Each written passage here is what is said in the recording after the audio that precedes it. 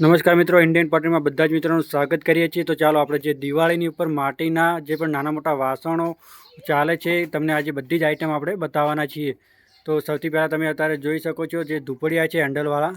તો અત્યારે શું કરી રહ્યા છો બધા ધૂપડિયા? તમે સુકાઈ ગયા? હા, ધૂપડિયા બધા સુકાઈ ગયા છે એટલે એને એક બાજુ થપ્પો લગાવવામાં આવી રહ્યો છે।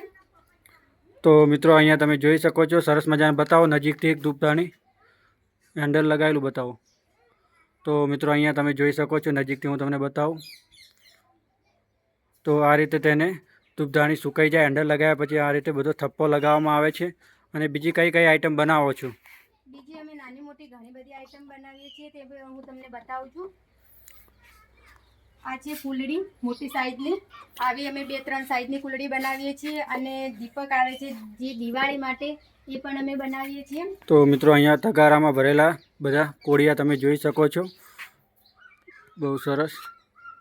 અને અમે જે કડવા ચોથ માટે જે કડવા આવે છે એ પણ તો આ છે કડવા ચોથ એમ?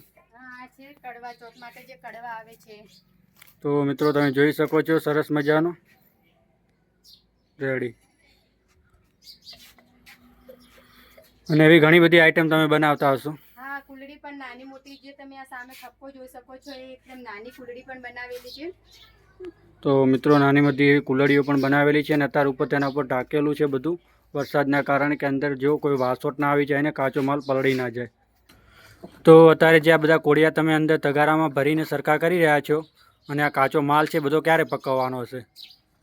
આ માલ અમારે પકવવાનો છે જે દિવાળીની સિઝન માટેનો તૈયાર કરેલો છે, પણ જ્યારે વરસાદવાળું વાતાવરણ પૂરું થઈ જશે એના પછી અમારે 9મા મહિનામાં પકવવાનો હશે લગભગ, વરસાદ બધો જતો રહે પછી। વરસાદ જતો રહે એટલે જે હા, એ વાત સાચી છે તમારી। વાતાવરણ થઈ જાય એના પછી અમે એને તડકામાં કાઢીને એના ઉપર કલર લગાવીએ અને કલર લગાવ્યા પછી એને ભટ્ટીની અંદર પકાવીએ છીએ।